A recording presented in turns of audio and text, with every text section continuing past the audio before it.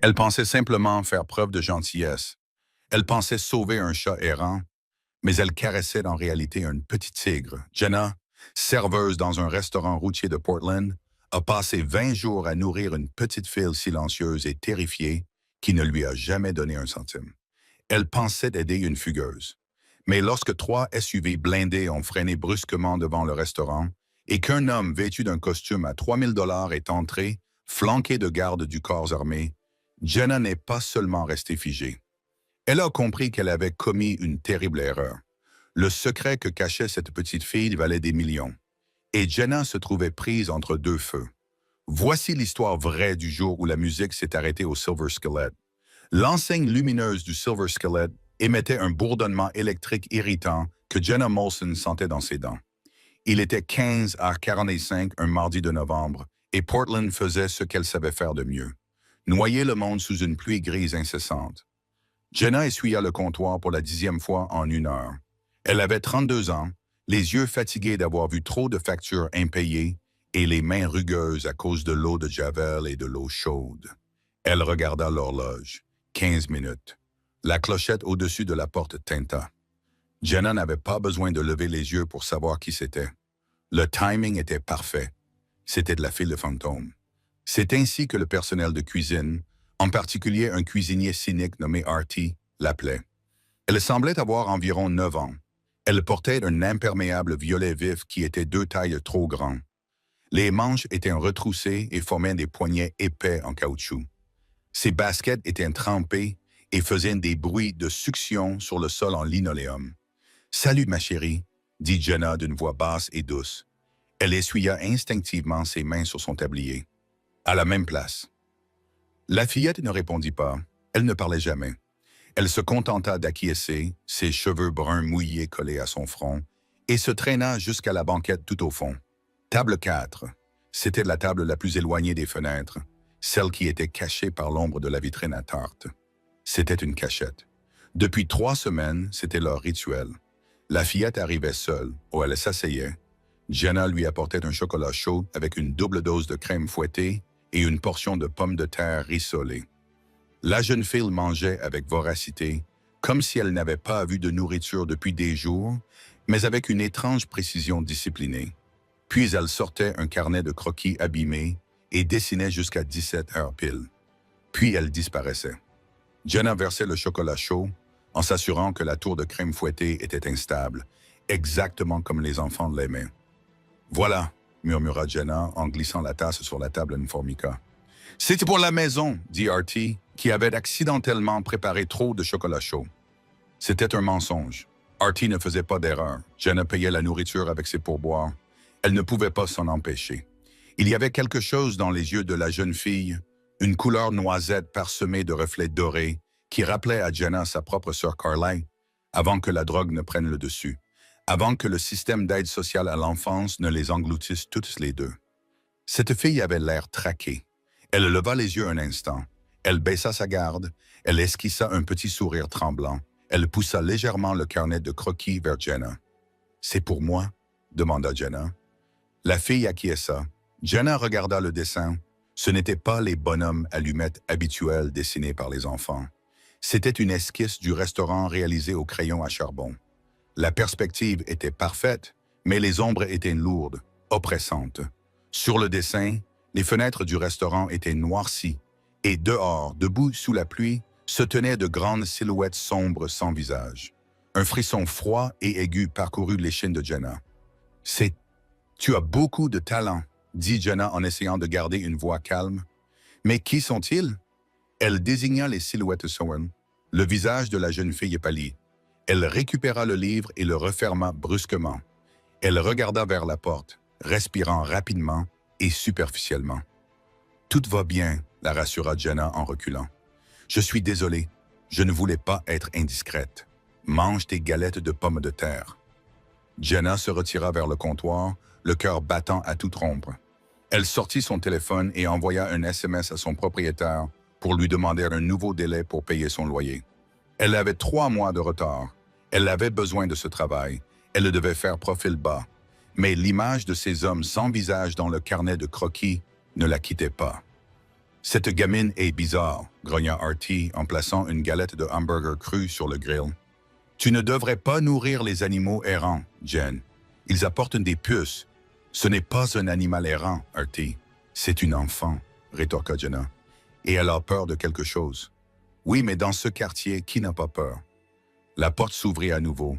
Un vent froid s'engouffra dans la pièce, apportant avec lui l'odeur de l'asphalte mouillé et des gaz d'échappement. 2 hommes entrèrent. Ce n'étaient pas des clients. Jenna savait faire la différence. Les clients regardaient le menu. Ces hommes regardaient les sorties. Ils portaient des vestes en toile épaisse et des bottes de travail, mais ils se déplaçaient avec une efficacité synchronisée qui trahissait leur appartenance à l'armée ou aux forces de l'ordre. Ils scrutèrent la pièce. Jenna ressentit un élan protecteur. Elle se déplaça sur le côté, bloquant la ligne de mire vers le coin arrière où était assise la petite fille. L'un des hommes s'approcha du comptoir. Il avait une cicatrice qui traversait son sourcil et des yeux sans expression. « Un café à emporter, dit-il. Sa voix ressemblait à du gravier dans un mixeur. « Bien sûr, répondit Jenna en attrapant un gobelet en papier. Sa main tremblait légèrement. « Crème ou sucre? » Noir. L'homme ne regardait pas le café. Il regardait derrière elle, vers la cuisine, vers les toilettes, vers la table 4. Jenna tâtonna pour trouver le couvercle. « Ça fera 2,50. » L'homme jeta un billet de 5 $ sur le comptoir. Il n'attendit pas la monnaie. Il se tourna vers son partenaire, lui murmura quelque chose et ils sortirent tous les deux. Jenna se précipita vers la fenêtre. Ils n'étaient pas partis. Ils montèrent dans une berline argentée garée de l'autre côté de la rue. Ils attendaient.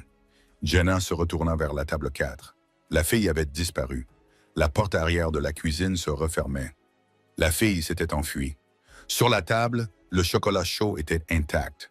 À côté, il y avait une page arrachée du carnet de croquis. Jenna la ramassa. C'était un dessin de Jenna. Sur le dessin, Jenna se tenait devant la fille, tenant un bouclier, et en dessous, écrit en lettres majuscules tremblantes, il y avait un mot. « Cache-toi ».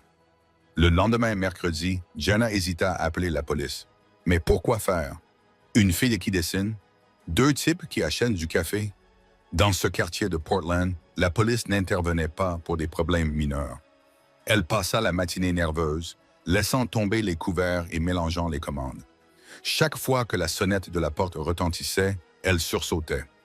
À 15h45, la jeune fille revint. Elle avait l'air encore plus mal en point. Son manteau violet était déchiré à l'épaule. Elle avait une trace de saleté sur la joue et Jenna eut un pincement au cœur. Une nouvelle échymose violette fleurissait sur son poignet. Jenna ne lui demanda pas ce qu'elle voulait commander cette fois-ci.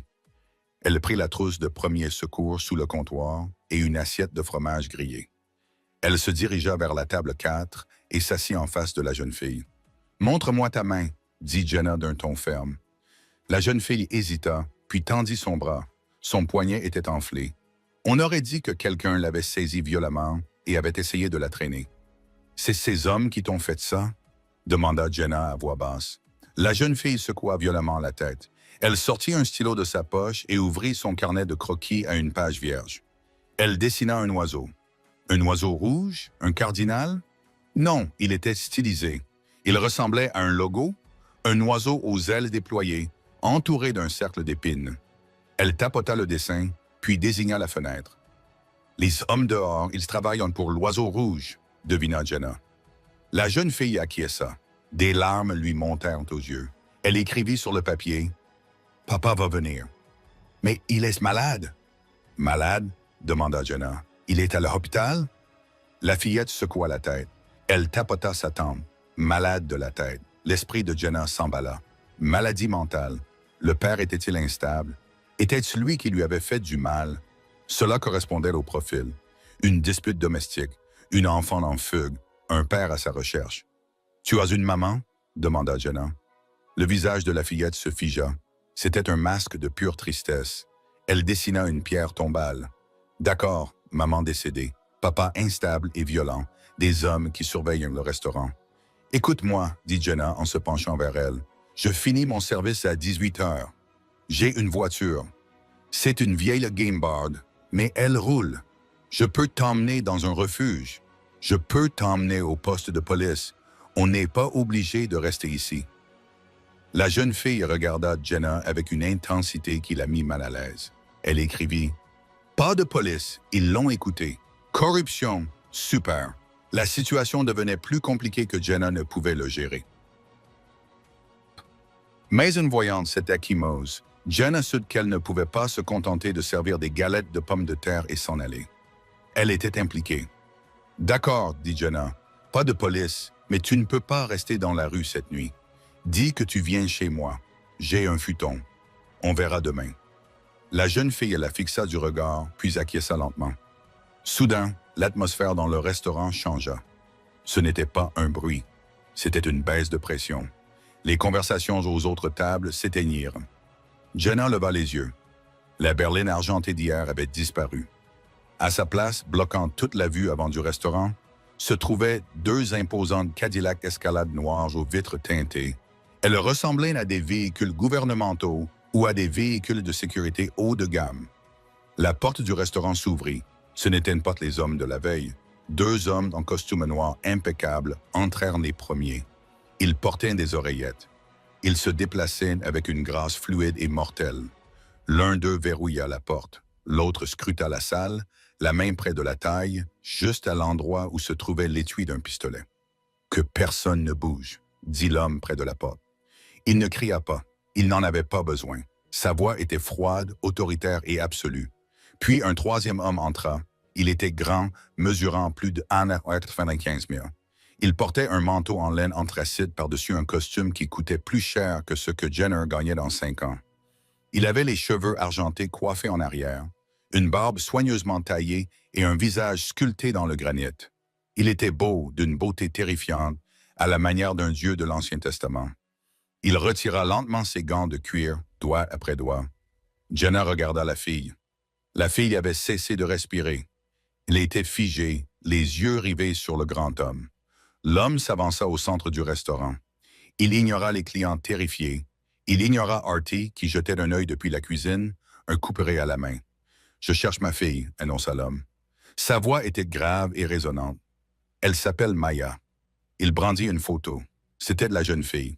Mais sur la photo, elle portait une robe en velours et ses cheveux étaient attachés avec des rubans. Elle ressemblait à une princesse. L'homme tourna la tête, ses yeux bleus et perçants comme des éclats de glace fixés sur le coin arrière. Il la vit. « Maya », murmura-t-il. L'émotion dans sa voix n'était pas de la colère. C'était de la faim. Jenna se leva. Elle ne réfléchit pas. Elle agit simplement. Elle sortit de la cabine et se plaça directement entre la silhouette imposante et la jeune fille tremblante. « Vous ne la toucherez pas, » dit Jenna. Sa voix tremblait, mais elle resta campée sur ses pieds. Tout le restaurant se tut. L'homme cligna des yeux comme s'il remarquait Jenna pour la première fois. Il la regarda de haut en bas, analysant son niveau de menace en une fraction de seconde. « Écartez-vous, » dit-il calmement. « Non, » répondit Jenna. « Elle a peur de vous. Elle a des bleus sur le bras. Vous ne l'emmènerez nulle part. » L'homme plissa les yeux. « Des bleus ?» Il fit un pas en avant. Les deux gardes du corps se raidirent, prêts à bondir. Jenna attrapa une bouteille de ketchup sur la table, une arme dérisoire, mais c'était tout ce qu'elle avait. « Je jure devant Dieu que je vais crier. » Le grand homme s'arrêta. Une expression étrange traversa son visage.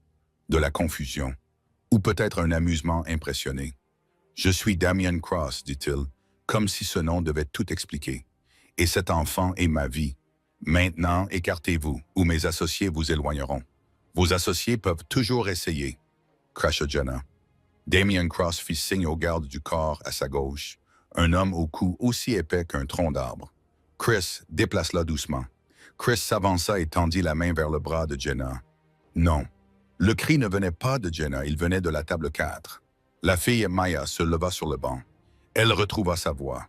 Elle était rauque, inutilisée, mais forte. « Non, ne lui faites pas de mal, Maya, une jambe à la table, non pas pour fuir Damien, mais pour courir vers Jenna. » Elle jeta ses bras autour de la taille de Jenna, enfouissant son visage dans le tablier de Jenna. Damien Cross se figea. Il regarda sa fille, accrochée à cette serveuse vêtue d'un uniforme graisseux et taché. L'expression de chagrin sur son visage était si brute, si violente que Jenna eut presque pitié de lui. « Presque. »« Maya, » murmura Damien. « Bébé, c'est papa. Va-t'en. Maya hurla, la voix cassée. « C'est toi le méchant. Tu travailles pour l'Oiseau Rouge. » Damien Cross pâlit. Il recula d'un pas, comme s'il avait reçu un coup de poing. Il regarda ses gardes du corps, puis Jenna. « L'Oiseau Rouge ?» demanda Damien, la voix tremblante, pris d'une soudaine et horrible prise de conscience. « Elle pense que je suis l'Oiseau Rouge ?» Il regarda Jenna, les yeux écarquillés de panique. « Mademoiselle, quel que soit votre nom, nous avons un problème. Un problème catastrophique. Nous ne sommes pas en sécurité ici. » Avant que Jenna n'ait le temps de comprendre, la vitrine du restaurant explosa. Des éclats de verre pleuvèrent sur les tables. Les clients hurlèrent et plongèrent sous les tables. Jenna se jeta sur Maya, la protégeant de son corps, tandis que des éclats de verre de sécurité tombaient sur elle. À terre. Tout le monde à terre, rugit Chris, le garde du corps. Il renversa une lourde table en chêne sur le côté pour créer une barricade. Des coups de feu retentirent dans la rue. Ce n'était pas le bruit sec des armes de poing, mais le crépitement rapide des fusils automatiques. Les balles ont transpercé les murs du restaurant, déchirant les sièges en vinyle et brisant la vitrine à tarte. Le monorang a explosé en un nuage jaune. « Kovacs, sécurise l'arrière !» a crié Damien Cross. Il n'était plus le père au cœur brisé. Il était un général sur le terrain. Il a sorti un pistolet argenté de son manteau, un Desert Eagle qui semblait énorme dans sa main, et a tiré 3 coups contrôlés par la fenêtre brisée. Jenna était clouée au sol, l'odeur de la cordite et de la graisse rance lui emplissant les narines. Maya tremblait violemment sous elle. « Que se passe-t-il » hurla Jenna. Damien rampait vers elle, en restant baissé. Son costume à 3000 $ traînait dans le sirop et les éclats de verre. « On a été suivis » grinça Damon. « Je pensais les avoir semés à Seattle. Je me suis trompé. »« Qui » hurla Jenna. « La police, des mercenaires » rétorqua Damien. « Engagés par les personnes qui ont kidnappé ma fille il y a 3 mois.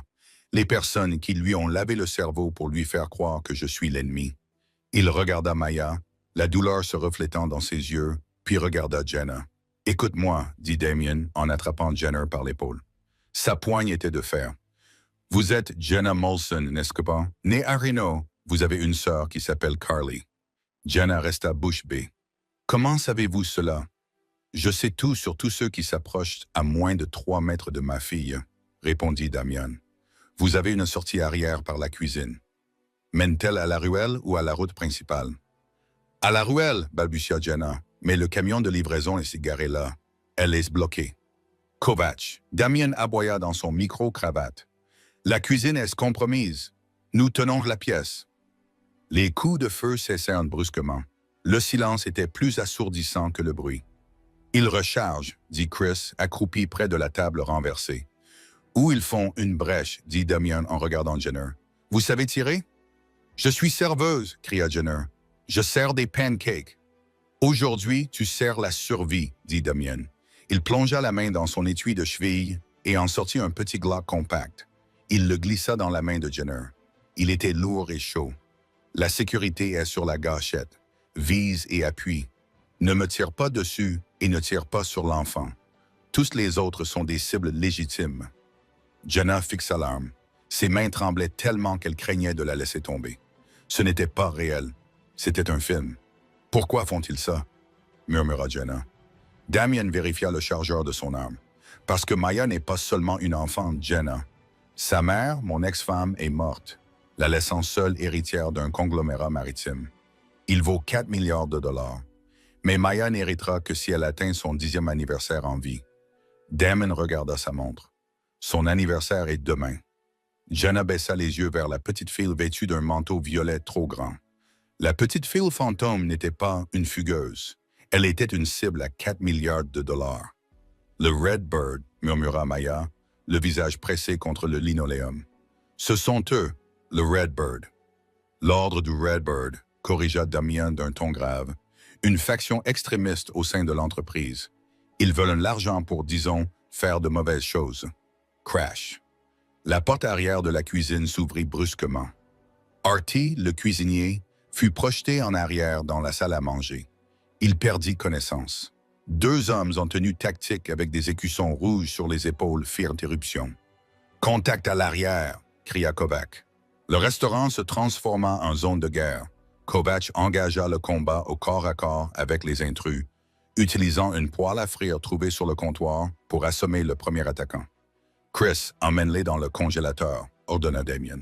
Jenna, prends Mia, allez dans le congélateur. Il est renforcé par de l'acier. Allez-y. Jenna attrapa la main de Mia. Cours! Elles se précipitèrent, glissant sur le sol mouillé. Des balles ricochèrent sur les machines à café, projetant des jets d'eau chaude et de vapeur dans les airs. Jenna ne se retourna pas.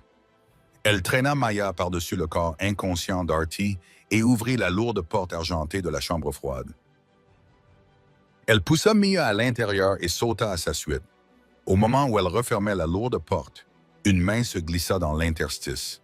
Un homme portant un masque noir la fixait à travers la fente. Il avait un couteau. Jenna hurla. Elle leva le pistolet que Damien lui avait donné.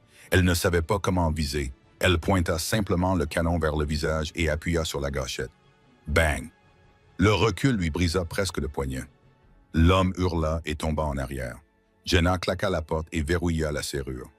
Le bruit du verrou qui s'enclenchait était le plus beau son qu'elle ait jamais entendu.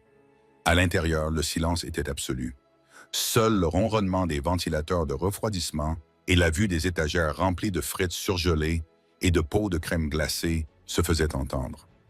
Jenna glissa le long de la porte, haletante. Elle regarda le pistolet dans sa main. Elle venait de tirer sur quelqu'un. Maya était assise sur une boîte de hamburgers surgelés. Elle ne pleurait plus. Elle regardait Jenna avec des yeux écarquillés et admiratifs.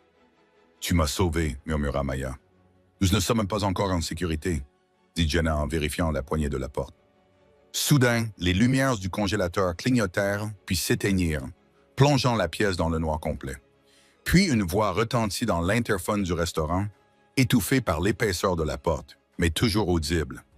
Damien Cross, ricana une voix déformée. « Nous savons que vous êtes là. Nous avons encerclé le bâtiment. Donnez-nous la fille et vous pourrez partir. Si vous la gardez, nous brûlerons ce restaurant. » Jenna chercha son téléphone à tâtons dans l'obscurité. Pas de signal. Les murs du congélateur le bloquaient. « Qu'est-ce qu'on fait ?» demanda Mia, la voix tremblante dans le noir. Jenna tendit la main et trouva celle de Mia. Elle la serra.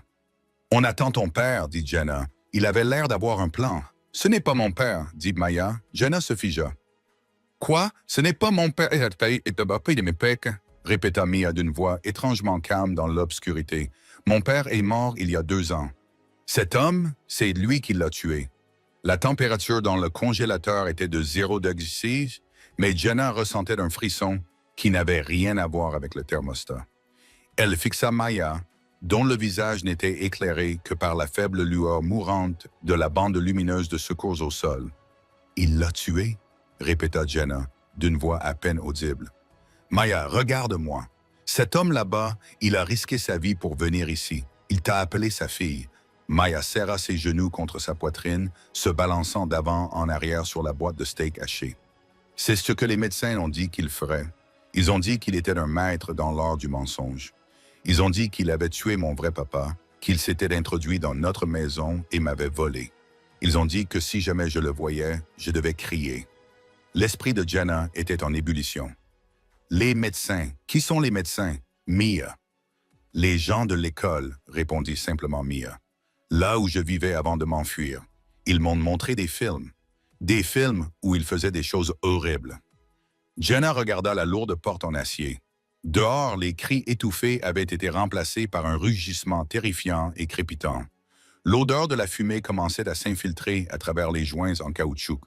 Le restaurant était en feu. Jenna réalisa avec un frisson écœurant qu'elle était prise au piège entre 2 cauchemars. Un bâtiment en feu assiégé par des mercenaires et un sauveur potentiel qui pourrait être un meurtrier. Mais en regardant les yeux de Maya, dilatés, frénétiques, récitant des répliques comme un script, Jenna sentit son instinct se réveiller. La fille semblait avoir répété son texte.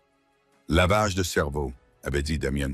« Maya, dit Jenna en saisissant les épaules de la fille. « Tu dois me faire confiance, pas lui. »« Moi, d'accord. Je t'ai donné du chocolat chaud. J'ai gardé ton secret. Suis-je une méchante? » Maya secoua la tête. « Non, tu es Jenna. »« Bon, nous allons mourir dans ce congélateur si nous ne bougeons pas. » Les méchants avec les armes, ceux qui t'ont poursuivi, ils ont mis le feu au bâtiment. Si cet homme là-bas est le méchant, je lui tirerai dessus. Je te le promets. Mais pour l'instant, nous avons besoin de lui pour sortir. Bang! La serrure de la porte du congélateur s'est désintégrée. Des étincelles ont jailli dans la pièce sombre. La lourde porte a été enfoncée d'un coup de pied. Une fumée épaisse et noire s'est engouffrée à l'intérieur, accompagnée d'une odeur âcre de plastique fondu et de vinyle brûlé. Damien Cross se tenait dans l'embrasure de la porte, silhouetté par l'enfer orange qui avait remplacé la poêle en argent. Il saignait d'une coupure au front, le sang coulant dans sa barbe argentée. Il tenait un chiffon humide sur sa bouche. « Bougez !» rugit-il d'une voix tonitruante. « La conduite de gaz va exploser. » Il tendit la main vers Maya. Mia hurla et se précipita derrière l'étagère. Damon regarda Jenna, le désespoir se lisant dans ses yeux. « Elle ne viendra pas vers moi. Tu dois la porter. S'il te plaît, je te couvrirai. » Jenna n'hésita pas cette fois-ci. Elle attrapa Mia. « Monte sur mon dos, Mia, ou nous allons brûler. » Maya, en sanglotant, grimpa sur le dos de Jenna, enroulant ses bras autour de son cou. Jenna se leva, toussant alors que la fumée lui brûlait les poumons. Les coururent. Le restaurant était méconnaissable. Le plafond s'affaissait, les flammes léchant les dalles acoustiques. La chaleur était physique, un mur de pression qui les repoussait. Chris, l'imposant garde du corps, se trouvait près de la sortie arrière, tirant avec un fusil d'assaut à travers la porte ouverte donnant sur la ruelle. « C'est dégagé à gauche !» cria Chris. « Kovacs est à terre. » Ils ont eu Kovacs. Jenna regarda vers l'avant. L'autre garde du corps, celui qui avait sécurisé la salle, gisait immobile près du comptoir. Des débris du plafond recouvraient ses jambes. « Allez, allez !» Damien poussa Jenna vers la porte arrière. Ils se précipitèrent dans la ruelle. La pluie avait cessé, mais l'air était rempli de sirènes. Le camion de livraison qui bloquait habituellement la ruelle avait été percuté par l'une des escalades noires, mais celle-ci était criblée de balles et fumait. « La voiture est fichue !» cria Chris en vérifiant les pneus. « Ils ont tiré sur le bloc. »« Ma voiture !» s'étouffa Jenner en montrant du doigt une Honda Civic 2008 rouillée avec un pare-choc cabossé au bout de la ruelle. Elle est garée derrière la benne à ordures. Damien ne s'y pas à la vue de cette épave. « J'ai les clés dans ma poche. Donne-les à Chris. Chris, conduis. » Jenna, assieds-toi à l'arrière avec Maya. Restez baissés. Ils s'entassèrent dans la petite Honda. Elle sentait les vieilles frites et le désodorisant à la vanille. Chris, un homme de la taille d'un distributeur automatique, se glissa sur le siège conducteur, les genoux coincés contre le tableau de bord. Damien se précipita sur le siège passager, son arme pointée vers l'entrée de la ruelle. « Démarre !» ordonna Damien. Chris tourna la clé.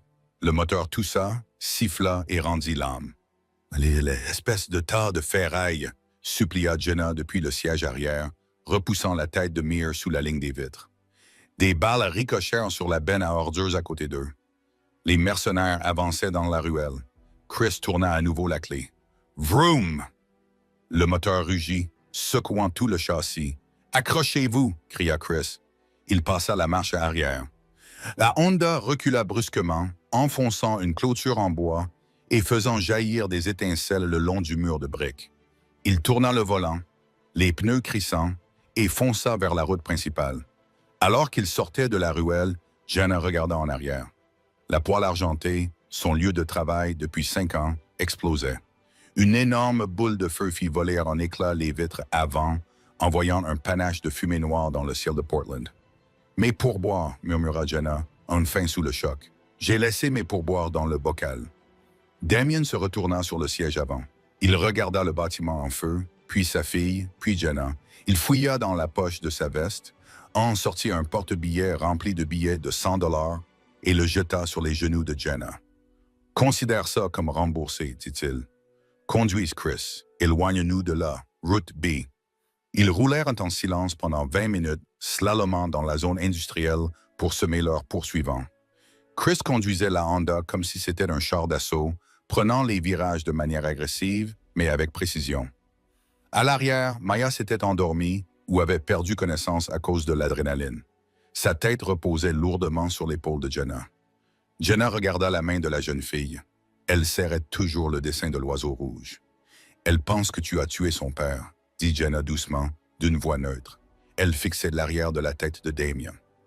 Le mien ne s'est pas retourné. Il regardait les rétroviseurs latéraux. « Je sais, dit-elle, les médecins lui avaient dit. » Damien soupira, un son qui semblait résonner dans sa poitrine. « Le Redbird n'est pas seulement un groupe paramilitaire, Jenna. C'est une secte d'entreprises implantée dans ma société. Quand ma femme est morte, j'étais indisponible. J'étais en deuil. Je me suis fait hospitaliser. J'ai confié Maya à mon directeur des opérations, un homme nommé Silas Vane, le frère de ma femme. Son oncle? Son oncle? Damien confirma. Il veut l'entreprise, mais il ne peut pas l'avoir tant que Maya est en vie.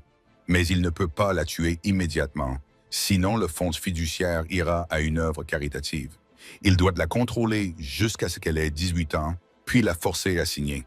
Il a donc mis en scène un enlèvement il y a 3 mois. Il l'a emmenée et l'a placée dans l'une de ses écoles de rééducation. Damien se tourna vers Jenna. Le sang sur son front avait séché. Il avait l'air épuisé, humain. Ils ont utilisé l'hypnose, des drogues, la privation de sommeil. Ils ont réécrit ses souvenirs. Ils m'ont transformé en méchant pour que si jamais je la retrouvais, elle s'enfuit loin de moi. Ils ont utilisé ma propre fille comme une arme contre moi. Jenna baissa les yeux vers Maya. Cela ressemblait à de la science-fiction. Mais après la fusillade au restaurant, Jenna était prête à croire n'importe quoi. « Alors, où allons-nous » demanda Jenna. « Au poste de police ?»« Non, grogna Chris depuis le siège conducteur. La police est compromise. Salas a le commissaire de police à sa solde. Si nous allons voir les flics, Maya sera de retour sous la garde de Silas dans l'heure qui suit, et toi et moi finirons morts dans une cellule de détention. Nous allons à la planque. » Damien dit, « J'ai une propriété en dehors de la ville, un bunker, complètement isolé. Nous attendrons là-bas jusqu'à demain. » « Que se passera-t-il demain? » « Minuit marque son anniversaire, dit Damien. « Demain à 9 heures, le tribunal des successions ouvre. Si je peux présenter Maya physiquement au juge et prouver qu'elle est en sécurité, l'ordonnance de garde d'urgence déposée par Silas sera annulée. Je reprends le contrôle sur elle et sur la sécurité de l'entreprise. Je peux alors traquer ces salauds en toute légalité. Il suffit donc de survivre à cette nuit, résume Jenna. « En gros, dit Damien. Soudain, le téléphone de Jenna vibre dans sa poche. C'est la seule chose qu'elle a sauvée, à part les vêtements qu'elle porte. Elle le sort. C'est une alerte info. Dernières nouvelles. Une prise d'otage dans un restaurant local tourne au drame. Jenna cliqua sur le lien. Une vidéo se lança. Il s'agissait d'images filmées par un passant de l'autre côté de la rue, en face du restaurant en feu. La caméra tremblante zoomait sur la ruelle alors que la Honda s'éloignait à toute vitesse. La voix du journaliste était haletante. La police a identifié la suspecte comme étant Jenna Molson, une serveuse de l'établissement. Des témoins affirment avoir vu Molson se disputer avec le père de l'enfant avant de s'enfuir avec l'enfant et 2 complices armés. Une alerte Amber a été lancée pour Maya Cross, âgée de 9 ans, qui serait en danger extrême. Jenna laissa tomber son téléphone. Ses mains se mirent à trembler. « Ils m'ont accusé, » murmura-t-elle. « Ils ont dit que je l'avais kidnappée. » Damien prit le téléphone sur ses genoux. Il regarda la vidéo, la mâchoire crispée.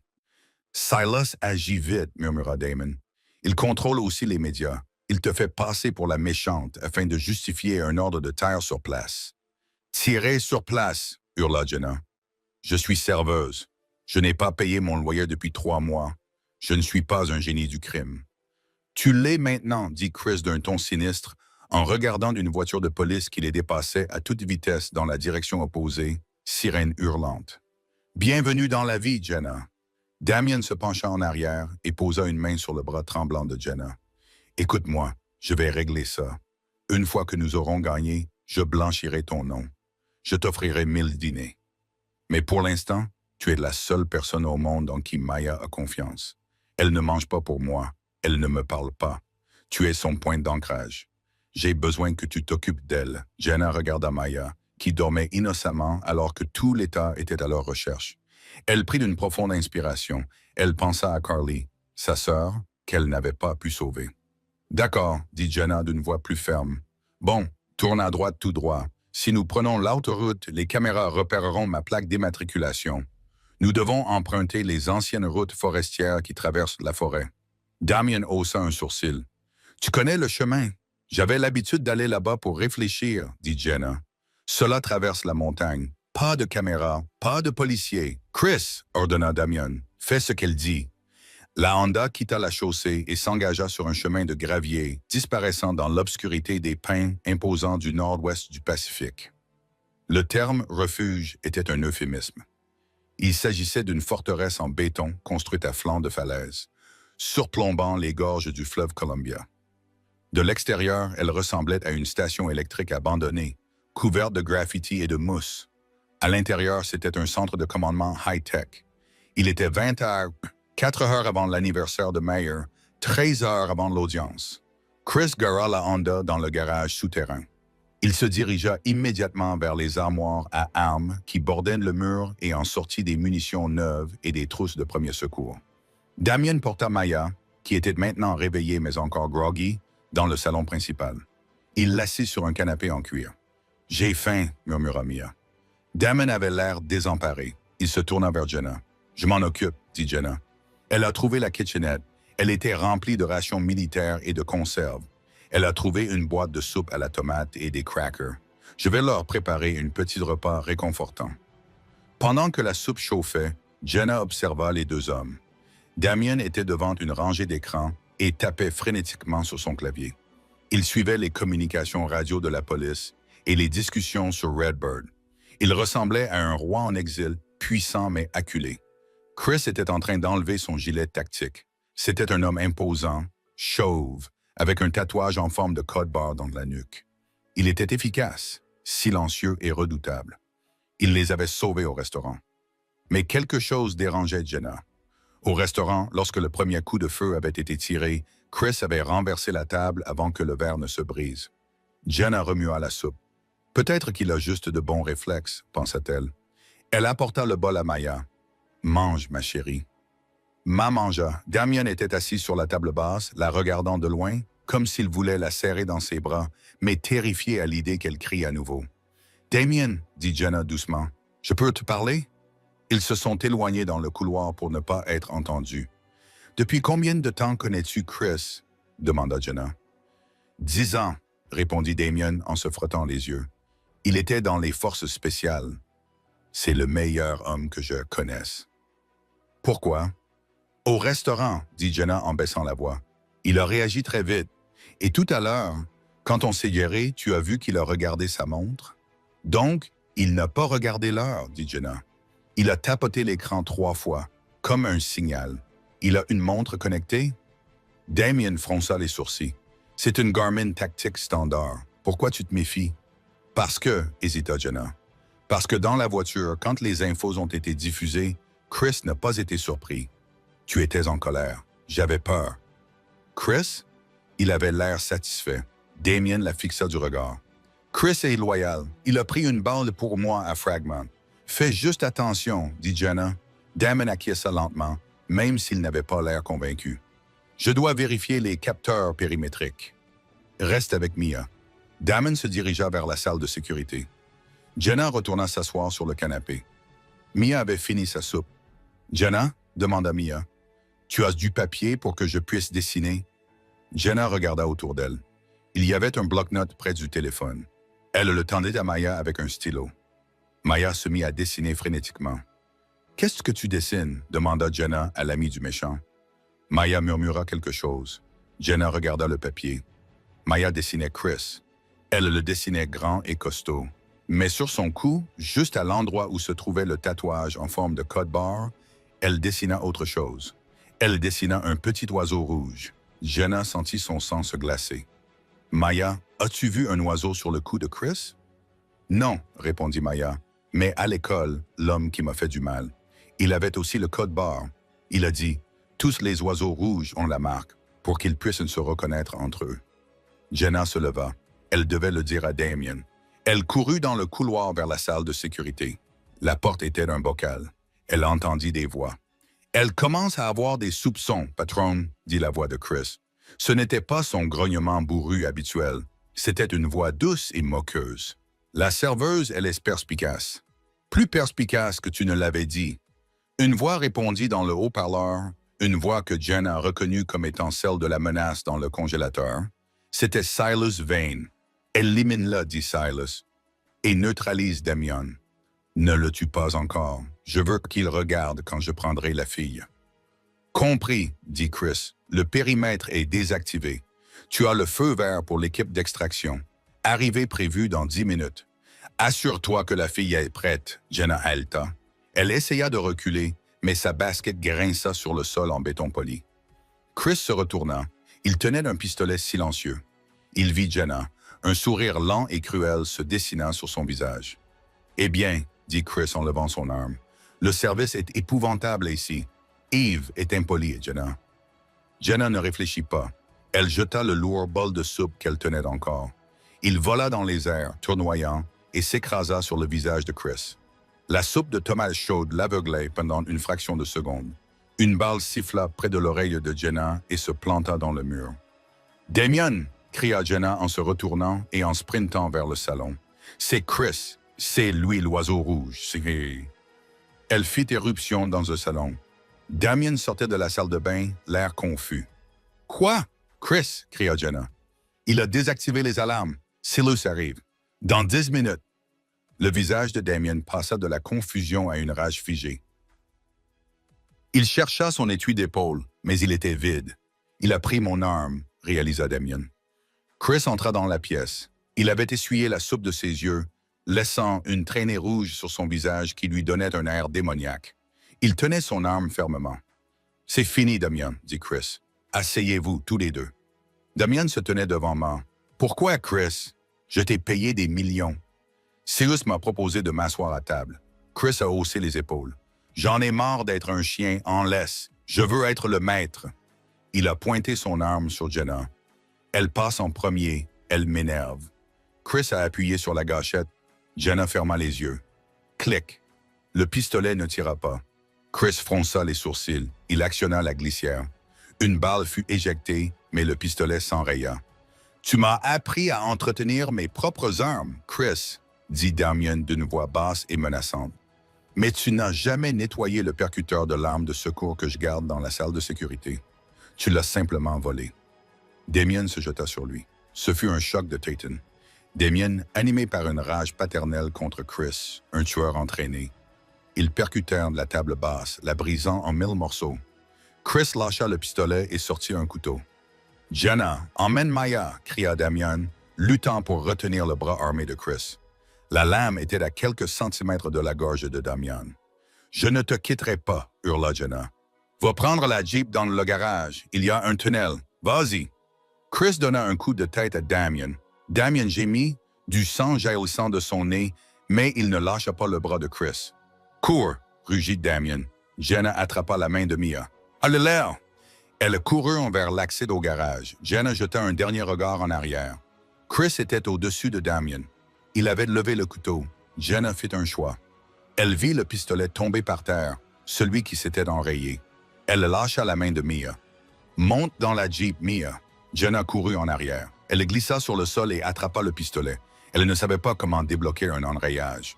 Elle se souvint de ce qu'Artie lui avait montré une fois avec le grille-pain du restaurant. « Frappe-le !»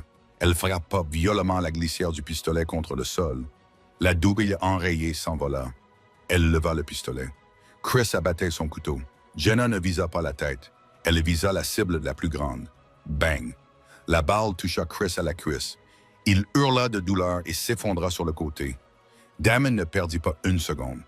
Il attrapa une lourde sculpture en verre parmi les débris de la table et l'abattit sur la tête de Chris. Chris s'affaissa. Damien se releva, couvert de sang. Le sien et celui de Chris. Il regarda Jenna qui tenait le pistolet fumant. « Tu as réparé le blocage. » Damien haleta, impressionné. « Je l'ai touché, » dit Jenna à bout de souffle. « Ça marche. » Damien sourit faiblement. Une sirène retentit au loin. Ce n'était pas la police. C'était un faible bourdonnement mécanique. Un hélicoptère. « Ils sont là, » dit Damien. « L'équipe d'extraction. On ne peut pas utiliser la Jeep. Ils la verront depuis les airs. »« Alors comment on sort ?» demanda Maya en jetant un œil depuis l'embrasure de la porte. Damien regarda le mur du bunker. « On ne sort pas. »« On descend. » Il se dirigea vers la bibliothèque et tira un faux exemplaire de Guerre et Paix. La bibliothèque cliqua et s'ouvrit. Derrière elle se trouvait un tunnel sombre et humide creusé dans la roche. de vieux tunnels de contrebande datant de l'époque de la Prohibition. Damon dit qu'il mène à la rivière. Nous devons nager. Nager? Jenna regarda ses baskets. Nous sommes en novembre à Portland. Mieux vaut être mouillé que mort. Damien dit, allons-y. Le tunnel sentait la terre humide et la pourriture centenaire. Damien ouvrait la marche, le faisceau de sa lampe torche perçant l'obscurité oppressante, tandis que Jenna fermait la marche, serrant la main de Mara si fort que ses jointures blanchissaient. Chaque goutte d'eau résonnait comme un pas derrière eux. Lorsqu'ils sortirent enfin du tuyau d'évacuation sur les berges boueuses du fleuve Columbia, leur soulagement fut de courte durée. Un rugissement assourdissant déchira le ciel. Un hélicoptère noir passa au-dessus de leur tête, ses projecteurs fendant l'obscurité à quelques mètres seulement de l'endroit où ils plongèrent dans les roseaux glacés. « Ils balayent la zone », siffla Damian en tremblant violemment. « Il faut traverser maintenant. » À 50 mètres de là, une barque en aluminium cabossé gisait à moitié submergée dans la boue. Damian brisa le cadenas rouillé avec une pierre et ils se précipitèrent à l'intérieur, sans moteur. Leur seul espoir résidait dans 2 rames éclatées et la clémence du courant violent. Pendant 3 heures, Jenna rama jusqu'à avoir des ampoules aux mains, luttant contre les embruns glacés et l'eau noire, motivée uniquement par la terreur de ce qui les attendait derrière eux. L'aube se leva, grise et sans espoir, tandis que la quille raclait le gravier de la rive de l'Oregon. Ils rampèrent sur la terre ferme, ressemblant moins à des êtres humains qu'à des créatures des marais. Il était 8h15. L'audience commençait dans 45 minutes. Le désespoir fit disparaître l'apparence de milliardaire de Damien.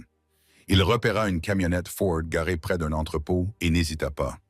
Il repoussa le conducteur perplexe, lui promit de le rembourser et démarra en trombe. Jenna jeta Maya dans la cabine et ils partirent en trombe, laissant derrière eux une traînée de boue et de gaz d'échappement alors qu'ils fonçaient vers le centre-ville. La salle d'audience. La salle 3B était un vide de silence stérile. Silas Vane se tenait à la table du plaignant, l'image même du deuil corporatif dans son costume bleu marine. Il consulta ostensiblement sa montre en or. « Votre honneur, dit Silas d'une voix suave. Il est 9 heures. Mon frère est un fugitif. Pour la sécurité du domaine et surtout pour Maya, je vous demande de prononcer immédiatement une ordonnance de garde d'urgence. » Le juge soupira et prit un stylo. Compte tenu des circonstances, boum! Les doubles portes ne se contentèrent pas de s'ouvrir. Elles claquèrent contre les murs. Un cri collectif fit vide la pièce. 3 silhouettes couvertes de boue se tenaient là-bas. Damien, les yeux exorbités et ensanglantés. Jenna, son uniforme déchiré et taché. Et Maya. « Objection, dit Damien d'une voix faible mais tonitruante. « Arrêtez-les, rugit Silas, perdant son sang-froid. Ils sont armés. Ils sont dangereux. » 2 policiers sortirent leur taser. « Arrêtez! » hurla Jenna. Elle se plaça devant Maya, protégeant la fillette de son propre corps. Elle leva ses mains vides et boueuses. « Nous ne sommes pas armés. Nous sommes les victimes. » La juge frappa son marteau. « Silence! Faites avancer l'enfant. » Jenna s'agenouilla devant Mia, ignorant les marches de la tribune. « Souviens-toi du bouclier, Maya. Tu n'as plus besoin de te cacher. Sois courageuse. » Mia marcha vers le banc, petite mais assurée. Elle regarda le juge, puis pointa un doigt tremblant vers l'homme élégant assis à la table. « C'est oncle Silas, » déclara Maya clairement. « C'est lui l'oiseau rouge. C'est lui qui m'a mise à l'école. C'est lui qui a essayé de nous brûler. » Silas rit nerveusement, des gouttes de sueur perlant sur son front. « Le fantasme d'un enfant? C'est absurde. Nous avons les enregistrements, » annonça Damian en s'avançant et en brandissant une clé USB. Les aveux de Chris, l'ordre de brûler le restaurant. Tout est cela, Silas pâlit. Il regarda les sorties et vit les baifs se rapprocher.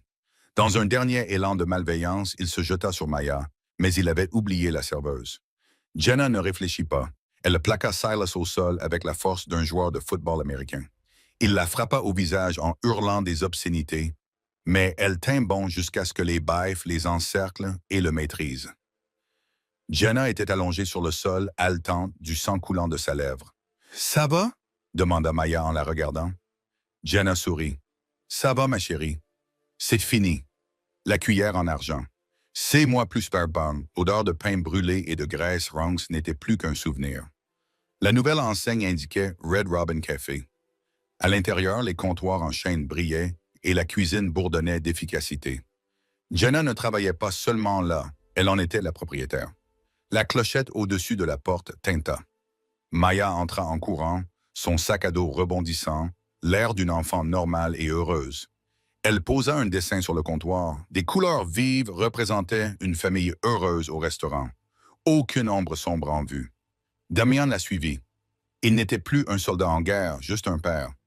Silas a été condamné à 25 ans, dit Damian en faisant glisser un café sur le comptoir. Il tendit ensuite à Jenna une enveloppe scellée. Et la fiducie pour la rééducation de ta sœur est entièrement dotée. Elle recevra les meilleurs soins pour toujours. Jenna eut les larmes aux yeux, la main posée sur l'enveloppe. Vous n'étiez pas obligé de faire ça. Le restaurant suffisait.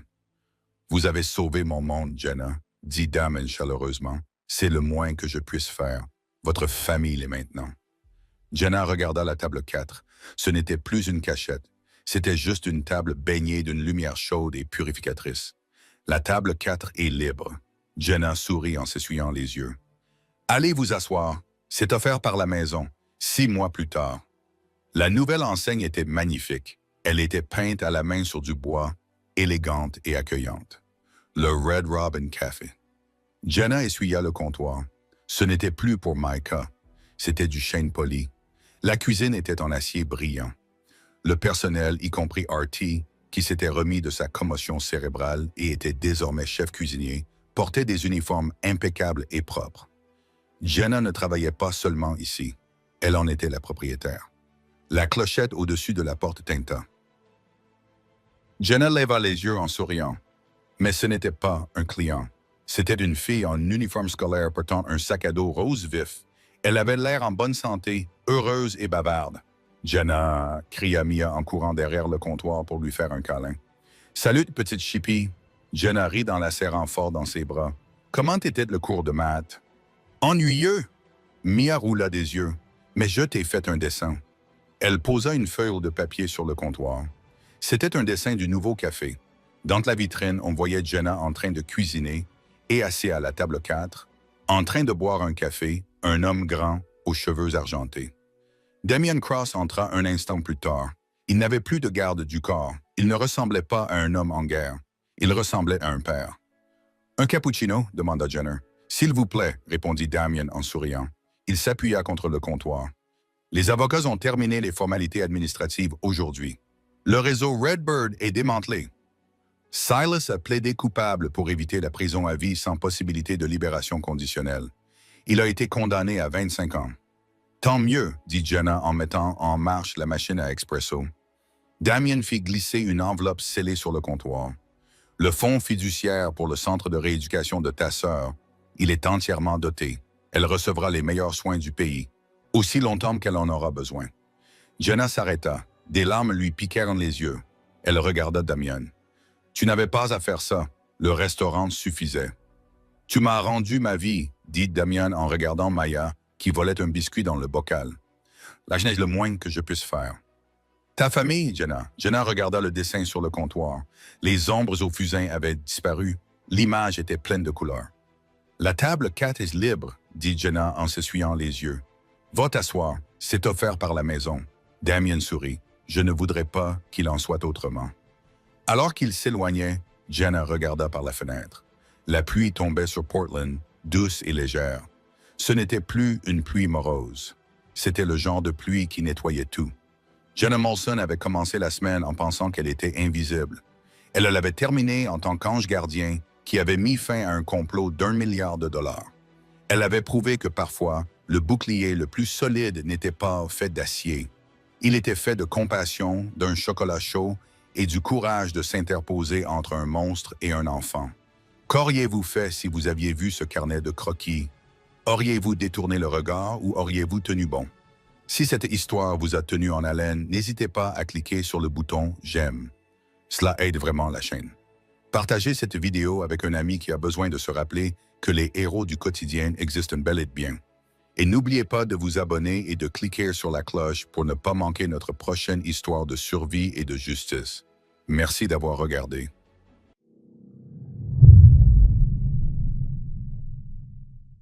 Adorait faire. Même quand je travaillais, bah, je pouvais travailler jusqu'à 20h, puis ne pas dormir jusqu'à 6h du mat, faire une nuit blanche, tu vois. J'avais vraiment pas d'horaire. Du coup, c'est dur de se caler sur la personne, tu vois. Mais là, je travaille pas. Là, je travaille pas. Et là, je suis pas en couple et je travaille pas. Donc là, je fais vraiment ce que je veux. Et j'ai jamais été aussi bien que ne pas être en couple, en fait. Je crois que... Et en plus, vas-y, je suis possessivement jalouse, machin. Je préfère... tant que je me dis, tant que moi, j'ai pas guéri et que j'ai pas travaillé sur ma propre personne, tu peux pas te mettre en couple. Si toi, t'as un problème mental... Pour moi, jalousie maladive, c'est un problème mental. Hein. Te mets pas en couple. Tu vas juste faire souffrir toi et te faire souffrir la personne avec qui tu es. Faut juste pas se mettre en couple. D'accord? Moi, je suis très... Le gars, il regarde une autre meuf. Red flag. Le gars, il respire le même air une meuf. Red flag. Le gars, il joue avec une meuf. Il parle avec une meuf. Red flag. Je peux pas. Je peux pas. En fait, je peux pas accepter le fait que mon gars, il va parler à quelqu'un d'autre. Non. La caissière, c'est une fille. Tu changes de caisse. Tu changes de caisse. La secrétaire, c'est une fille. Tu lui parles pas. Je peux pas. Mais imagine, il y a des meufs dans son chat. Imagine, il y a des meufs dans son chat. Non, non, non, non, non, non, non, non, non, non, imagine une meuf le sub. Non, non, non, divorce. Divorce. Sa sœur, c'est une fille. Je suis sa seule fille, d'accord? Je suis la seule fille. Je suis la seule fille. Je suis la seule fille de sa vie. Il a pas le droit d'avoir d'autres femmes dans sa vie, genre, c'est pas possible. Non, mais on rigole, mais je préfère vraiment rester...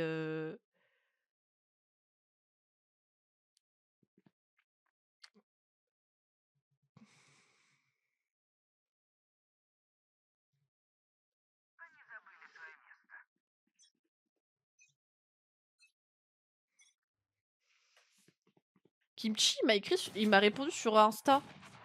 Ah, je suis quelqu'un. Eh, je suis quelqu'un, la team. J'ai Kimchi qui m'a répondu. Dinguerie, dinguerie. Oh, attends. Putain, mais ils sont forts, hein. Glove minus 1-1-1.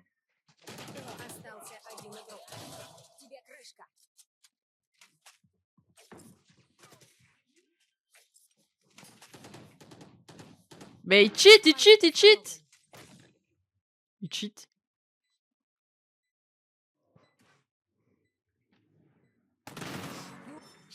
Glove low. Was double. Oh non, qu'est-ce qu'il fait là? Mais j'ai cru que c'était lui qui était garage. J'ai rien compris. J'ai cru que c'était le phénix. Mais j'ai tué la clove garage.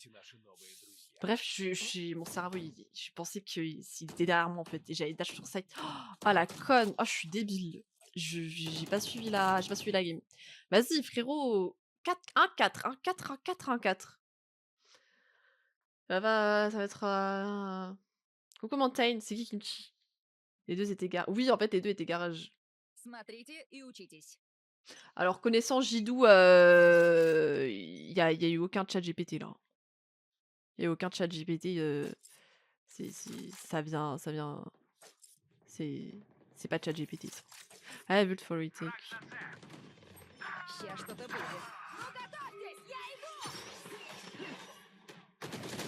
Je voulais la tuer. Pourquoi je vise le mur? J'ai fait le tour du mur. Alors que je voulais kill et repartir. Ah, ils sont trop forts, hein. Ils sont trop forts. J'aurais dû attendre les autres pour éviter que je suis con. Je critique toute seule. Vas-y, la game est loose. J'ai préféré la game surprise. Coucou Mixa. Oui, ça vient du cœur. Oui, mais je te connais, je sais que c'est pas ChatGPT. Ouais, c'est un streamer Valo, ouais.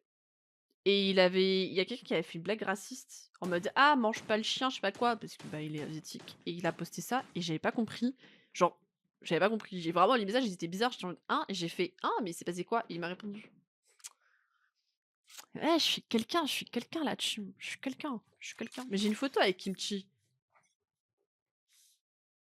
Daloris. Tout mid. Bah, il faut bien trouver quelqu'un pour la Saint-Valentin. Enfin, Saint-Valentin. Mais salope en fait. Voilà. Salope. Moi je serais Théodora. Tata, cerne sous les yeux.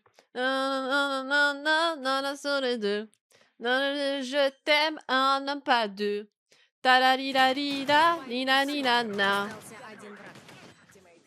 Ta-li-la-li-la, li-la-li-la-la. Nice. Tita-tita, tila-li-la-la. Est-ce que c'est... Oui, oui.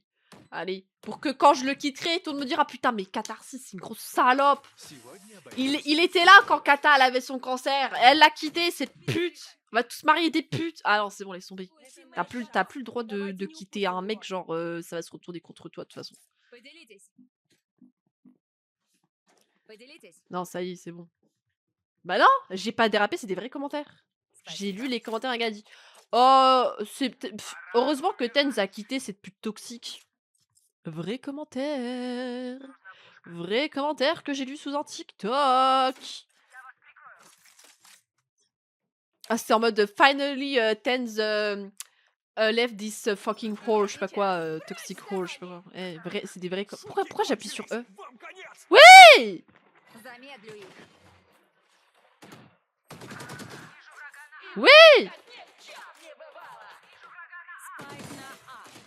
On site. Остался один враг. Bisous, bisous, Roxane! Après, il y a vraiment... Ouais, mais c'est vrai, il y a des gens, ils ont cours. Putain, on est mardi, bah oui, moi je vis ma belle vie là. Moi j'ai aucune notion de jour, bah oui, il y a des gens, ils ont cours. Bon cours! Arrête l'école, full streaming, j'avoue. Hein. En vrai, il y a du potentiel. Hein. Il y a grave un potentiel en vrai. Hein. Moi, je le vois bien, streamer et tout. Hein. Командный эйс. Les cours, c'est vraiment pour les nazes. Hein. Trop surcoté. Ah, c'est pas le même gars. Кажется, эти ребята хотят меня убить. C'est pas le moment d'arrêter. Encore. Мне не привыкать. Bon cours à toi. Étudie bien, travaille bien à l'école et respecte les profs, c'est important. C'est important, les professeurs. Ils se font toujours maltraiter, les professeurs, je trouve. Les pauvres, ils ont rien demandé. Respectez vos profs un peu, là. Eh, j'ai stun un... Ah, les winnable, en vrai, si je me focus, en vrai, c'est win, mais je suis pas focus. Ils sont gaz, franchement. Oui! Non, mais oui! Oui, c'est vrai. Mais c'est pas pour autant... Hein? T'as capté.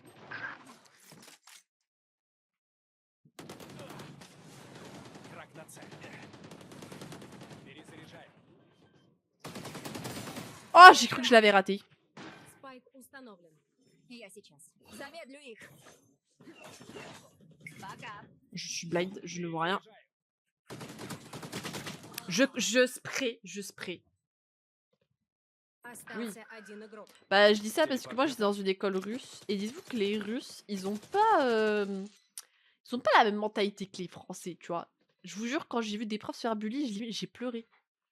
Les bullies russes, c'est des fous. C'est un peu vraiment comme dans les séries, en mode ils balançaient des papiers, ils balançaient des crayons sur le prof, ils lui balançaient des trucs. Les gars, ils se couchaient sur un bureau comme ça, sur le banc, avec leur téléphone, ils jouaient à des jeux vidéo pendant le cours de la meuf. Hein. Vraiment, ils étaient en mode... aucun cahier, rien, ils étaient sur leur tel comme ça, sur le bureau. Ils se mettaient bien, ils se couchaient par terre, ils jouaient au téléphone et tout. La prof, elle a pleuré, elle a appelé la directrice. La directrice est venue, elle a un peu calmé le truc, mais la prof, elle a pleuré. Moi, ça me fait mal au cœur. Moi aussi, j'ai pleuré. Vas-y, les gens, ils sont trop irrespectueux et tout. La prof, en plus, elle était trop gentille. Mais elle était trop gentille, c'est ça le problème. Elle était trop gentille. C'est vraiment le genre de prof qui a pas d'autorité, qui laisse. Bah, tu sais, tu peux faire un peu ce que tu veux. Et... Elle était trop. C'est la prof de dessin. Soit les profs de dessin, elles sont un peu gentilles et tout. Elle était trop gentille. Les gens, ils ont profité trop. Elle se faisait tellement bully. Elle se faisait balancer des papiers sur elle et Не tout. скучайте. Больше не могу. Mais je vois rien, je vois rien. En Russie, en Russie.